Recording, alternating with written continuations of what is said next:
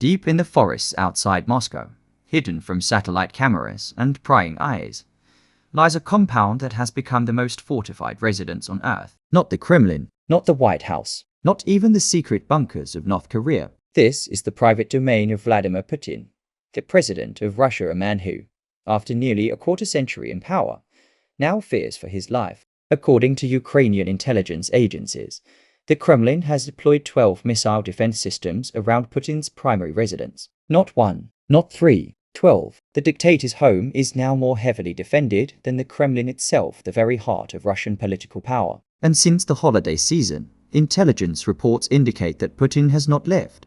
He does not travel to Moscow for meetings. He does not appear at public events. He does not greet foreign leaders in the grand halls of the Kremlin. He stays inside his fortified compound, surrounded by anti-aircraft batteries, missile interceptors, and layers of electronic warfare. Why? Because Vladimir Putin is afraid of dying like the supreme leader of the Islamic Republic of Iran. On February 28th, the first day of the American-Israeli war against Iran, a single precision strike changed the course of history. Ayatollah Ali Khamenei, the supreme leader of Iran, was killed. The details remain classified. Some reports say an American missile penetrated his bunker. Others claim an Israeli drone found him as he traveled between safe houses. What is known as this? The man who had ruled Iran for nearly 4 decades was dead within hours of the war's outbreak, and Vladimir Putin was watching.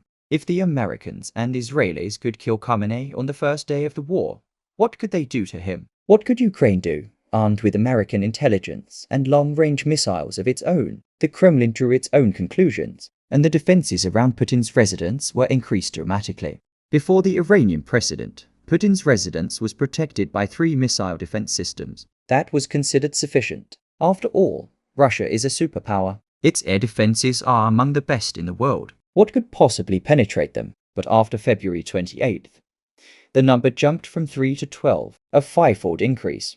The equipment deployed includes advanced S-400 and S-50 anti-aircraft systems, designed to intercept ballistic missiles, cruise missiles, and even stealth aircraft. These are the same systems Russia has sold to China, India, and Turkey. Systems that the Kremlin boasts are impenetrable. Now, 12 of them ring Putin's compound like a steel fence. According to the Ukrainian news agency UNN, Russian intelligence has determined that any missile or airstrike by Ukraine is now the most likely threat. Not a NATO invasion, not a ground assault. A missile strike launched from Ukrainian territory, aimed directly at the dictator's home. Putin's primary residence is not in Moscow. It is in the village of Velyadai, a secluded area of forests and lakes, far from the chaos of the capital. According to local media, Putin's son and daughter are also staying in this village. Their exact whereabouts are classified, but intelligence sources believe they are living in separate, equally fortified compounds nearby. Putin himself, however, is most often at the main residence, the one now protected by 12 missile defense systems. The Ukrainian news agency UNN published a report stating that Russian intelligence has already concluded that Ukraine possesses the capability to strike this location. The only question is when and with what weapon. Experts now believe that Putin's palace is on high alert because the danger to his life is real. This is not paranoia. This is not propaganda. This is a rational response to a genuine threat. What makes this threat so real? Ukraine has successfully developed a long-range missile with a range of more than 2,500 kilometers, over 1,500 miles. For months, these missiles have been penetrating deep into Russian territory. They have struck military airfields, ammunition depots, command centers, and even targets near the outskirts of Moscow. One missile has already hit Moscow itself. The details are still emerging, but intelligence sources confirm that a Ukrainian missile struck the Russian capital in 2025, hitting multiple targets including a military airfield and senior officials' residence within the Kremlin complex. Moscow is no longer safe. The Kremlin is no longer safe, and Vladimir Putin knows it. Beyond the village of Velyadai, Putin maintains another heavily fortified compound in the Vek region, a part of Greater Moscow. This compound was previously used by Ukrainian missiles, not as a target, but as a reference point. Ukrainian intelligence mapped the area, identified the defenses, and planned strikes accordingly. Putin, however, is not often at this compound. He has several residences throughout Russia, some official, some secret. The most luxurious is in Leningrad, now known as St. Petersburg. But even that palace has been reinforced. According to Radio Free Europe or Radio Liberty, all of Putin's compounds are now protected by deployed air defense systems. These systems are designed to protect against both surface-to-air missiles and aircraft. They can shoot down fighter jets, drones, cruise missiles, and ballistic projectiles. The same report confirmed that Putin's base in the Veludaya area, where he is most often seen, now hosts 12 air defense systems. This means that Putin is unlikely to leave the area for the foreseeable future. If Putin will not go to Moscow, then Moscow must come to him. Intelligence sources indicate that Putin now summons his generals, cabinet ministers, the Minister of National Defense, and his security advisors to meet him at his fortified compound, not the other way around. He does not trust other locations, not the Kremlin, which has already been struck, not the Defense Ministry, which is a known target, not any of the official residences that have been mapped by Ukrainian intelligence. Only the village with 12 missile defense systems offers him a sense of security. This is a remarkable development. The president of Russia, the leader of a nuclear superpower, is effectively hiding in a bunker, afraid to venture into his own capital.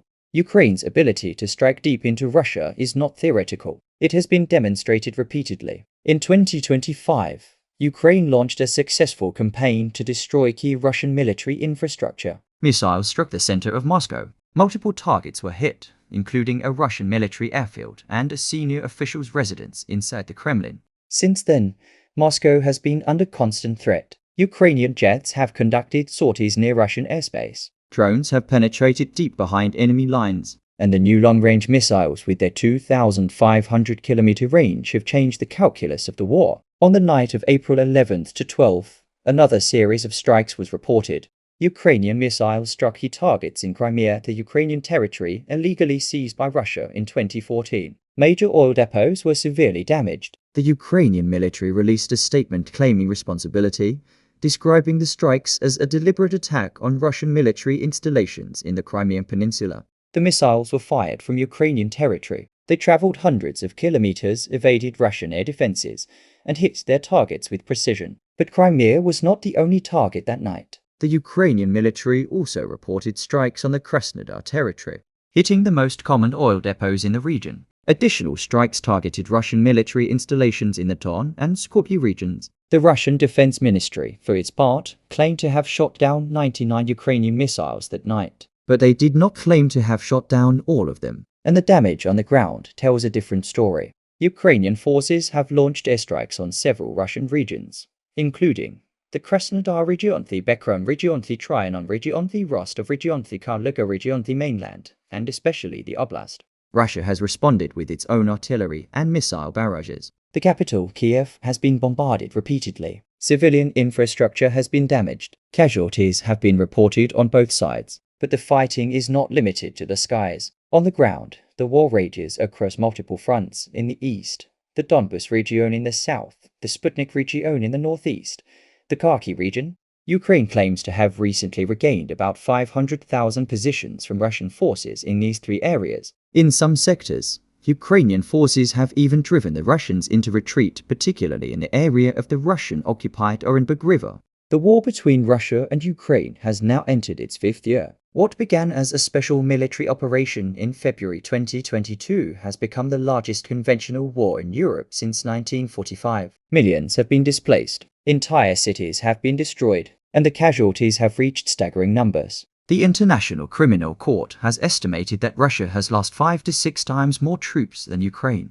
A report published by the Ukrainian Defense Ministry on April 12 provides specific numbers. According to this report, Russia has lost 1,031,180 soldiers in total, 1,031 NATO in a single day. Russia lost more than 1,000 soldiers. The same report claims that Russia has also lost 11,859 tanks, 9 armored vehicles. This number appears anomalously low and may be a transcription error, likely meaning 9,000 plus, or referring to a specific category. 384 artillery pieces, 39871 artillery systems. The text distinguishes between pieces and systems. 7-7 anti-aircraft systems, 1345 aircraft for 35 helicopters, 350 military transport vehicles.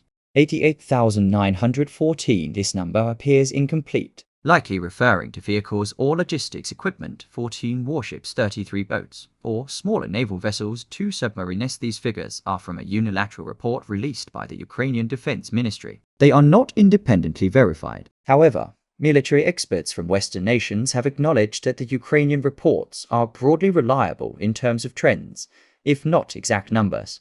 The cost to Ukraine has also been immense, according to official figures. Ukraine has lost tens of thousands of soldiers since the war began, but foreign intelligence reports suggest the true number may be higher. Some estimates place the number of Ukrainian soldiers killed between 10,000 and 25,000. Others suggest the number of dead and wounded combined could reach 200,000 to 250,000. For Russia, the estimates are even more staggering. Western intelligence agencies believe Russian casualties dead and wounded could be as high as 500,000 to 600,000. The Ukrainian claim of 1,031,000 is likely inflated, but even the most conservative Western estimates suggest that Russia has suffered catastrophic losses far beyond what the Kremlin anticipated when it launched the invasion. The war between Russia and Ukraine is, on paper, a mismatch. Russia is a superpower. It possesses the world's largest nuclear arsenal. It has a standing army of over 1 million soldiers. It spends billions of dollars on defense each year. Ukraine is a smaller country. Its economy is a fraction of Russia's. Its military, though battle-hardened, is outnumbered and outgunned. And yet, after nearly 5 years of war, the conflict remains in a state of constant struggle. Russia has not won. Ukraine has not lost. The front lines have shifted, but neither side has achieved a decisive breakthrough. Why? Because war is not fought on paper. It is fought by people, and the people of Ukraine have shown a willingness to fight that the Kremlin never anticipated. For Vladimir Putin, this presents an impossible dilemma. If he escalates the war, mobilizing more troops, launching larger offensives, he risks further casualties and further domestic unrest. The Russian people are already tired of the war. Mothers have lost sons. Wives have lost husbands. The economic cost has been devastating. If he de-escalates, seeking a ceasefire, negotiating a settlement, he risks appearing weak. His political legitimacy rests on the image of a strong leader who defends Russian interests. Backing down now could trigger a power struggle within the Kremlin. And if he does neither, if he continues the war at its current pace, he risks something even worse. A Ukrainian missile finding its target. 12 missile defense systems surround his compound, but no defense is perfect. Missiles can be overwhelmed, decoys can deceive, and one lucky strike could end everything. Putin knows this. That is why he does not leave his residence. That is why he summons his ministers to him, rather than meeting them in Moscow. That is why the village of Vyhliadai has become the most fortified location in Russia. He is not just protecting himself, he is hiding. The world watches as the war enters its 5th year. In the forests outside Moscow, a dictator sits inside a bunker, surrounded by 12 anti-aircraft systems, guarded by thousands of soldiers, cut off from his own capital. He is safe for now, but safety is not victory, and hiding is not ruling. The fortress of fear that Vladimir Putin has built for himself is not a sign of strength. It is a sign of weakness. It is the admission, silent but unmistakable, that he is afraid. Afraid of dying like the supreme leader of Iran. Afraid of a missile with no name, launched from a country he thought he could crush. Afraid of the one thing no defense system can stop. The end.